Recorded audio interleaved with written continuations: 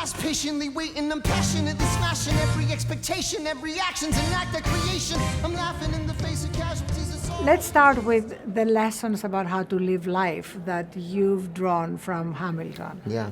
It's funny. I think some of the themes in the show come out of the inherent contradiction of my life. I am someone who is keenly aware that we could all be gone tomorrow, and yet I write things that I know are going to take years to finish. Musicals take forever.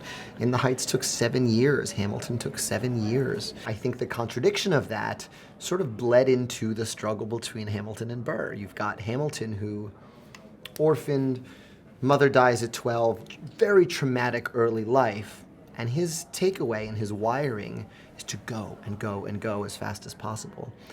Now you've got Burr, basically same childhood, lost both parents, lost a series of relatives. Burr's whole thing is terror to act. Hamilton leaves behind 27 volumes of written work, Burr less than 2. Burr always wants the right to change his mind. And so the question that we dramatized was, this is not Les Mis, this is not cop versus prisoner, right? This is not quite Salieri Mozart. This is not genius versus non-genius, because they're both brilliant. This is about temperament. This is about who charges forward and who exercises caution. And I think we're all a mix of both. I think Hamilton and Burr are extremes. Burr an extreme of caution, and Hamilton an extreme of recklessness and relentlessness.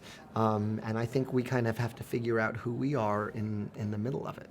I love the fact that you are so close to your dad and your family, and the fact that you seem to be enjoying life and enjoying every moment. And I love that because Hamilton, in a way, was so much about getting stuff done that he missed out on the enjoying of every moment. Yeah, well, and that speaks to another contradiction, which is that writing for the theater is both isolation and collaboration.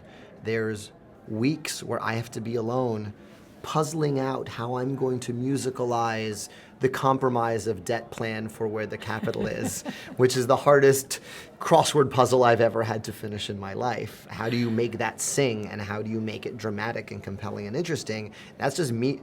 That was literally me locked up at a friend's house with my dog for 2 weeks. But then I go into a room with my collaborators. I have to be comfortable with isolation, and I have to be comfortable with collaboration, because they're both necessary to my work. And so what else can you do in the face of that but express gratitude? I think that's also the other thing about writing, is you have to live with the notion of, if I don't write this, no one's going to write it. If I die, this idea dies with me. I think it made the loss of Jonathan Larson, the creator of Rent, so poignant. He didn't get to see previews of his show. He didn't get to make changes to his show. His incredible sort of collaborators had to make those adjustments and stuff without him. And so I always live with that a little bit in my head, of not taking for granted any day, because the ability to literally change a song and change some notes is a privilege, because we're alive.